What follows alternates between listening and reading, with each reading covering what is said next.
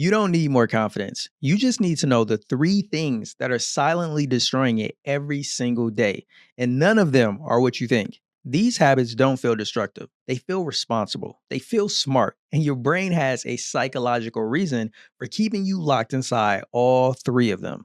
There's a psychological phenomenon that's called self verification theory, and it explains why most confidence advice tends to fail. See, your brain doesn't prioritize growth, it prioritizes being right, specifically being right about you. So, if you believe at some level that you're not ready, that you're not capable, that you're not the type of person who follows through, then your brain will silently and quietly steer you away from anything that might prove otherwise.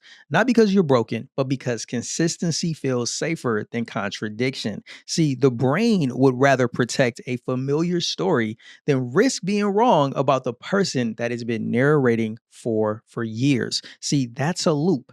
And these three habits are what keeps it running. So let's talk about the first one, which is constant comparison.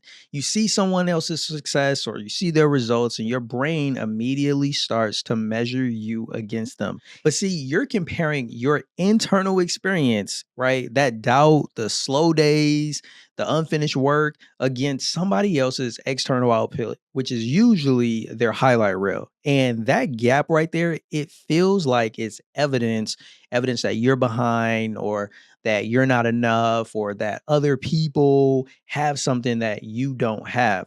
And every time you accept that as true, you hand your brain another reason to confirm the story that it's already telling about you. So let's dive into the second one, which is avoiding hard conversations. See, every time you hold back what you actually think to keep the peace, you're actually sending yourself a quiet signal that your perspective isn't worth defending. It feels like a mature move in the moment, but that pattern begins to compound. See, repeated avoidance teaches you at a behavioral level that your voice doesn't hold enough weight to continue to be used. See, confidence isn't only built on stages or built in boardrooms, right? It's built or it's broken in the same private moments where you either are able to stand firm behind yourself and what you said, or you walk away from yourself by weakening your position. Now, let's get into the third one, which is over consuming without producing. See, another book, another course, another YouTube video. Like, there's nothing wrong with learning. But when the ratio of input to output is so lopsided, and not just is lopsided, but stays lopsided for too long, then your brain begins to register that you are someone who prepares, but you're never somebody who takes action. And unfortunately, that identity can quietly, look at me, I'm tripping and stippling and stumbling, that identity can quietly lock itself in. And the longer it stays, the harder it becomes to see yourself as someone who actually does things, who actually takes action.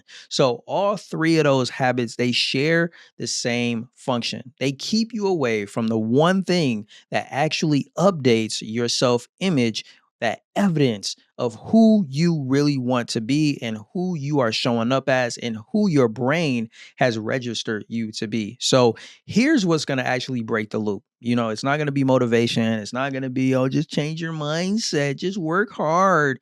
No, it's actually contradiction. See, small deliberate actions that will directly conflict with that story that your brain already has been currently telling it and telling you, you have to have the hard conversations that your instinct usually would avoid. Right? You have to publish the work before it feels ready. You have to put that phone down mid scroll and go do something that is going to move the needle and get you further. See, each of those moments is a data point and a vote for a different version of yourself, the new version of yourself, the version of yourself that you desire to be, and the version of yourself that you have to retrain your brain as who you are. So the brain is not going to update its story just through let's say intention alone, like it's going to update its version, its self-image and identity, how it sees you, how it reflects you even to yourself.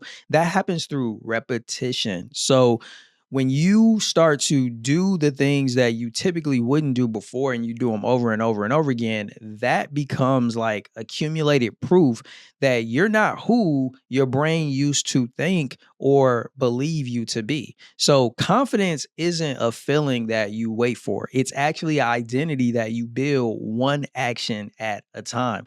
Now, here's the part most people skip. Building a new identity is one thing, but making people believe the things that you say that are coming out of your mouth in the moment, that's something completely different. And if you want to know more about that, go watch the video, The Brutal Truth About Becoming a Better Communicator next. It'll be on the screen somewhere for you to check it out. I'm Jay. That's all for this one. I'll catch you in the next one. Until then, stay blessed.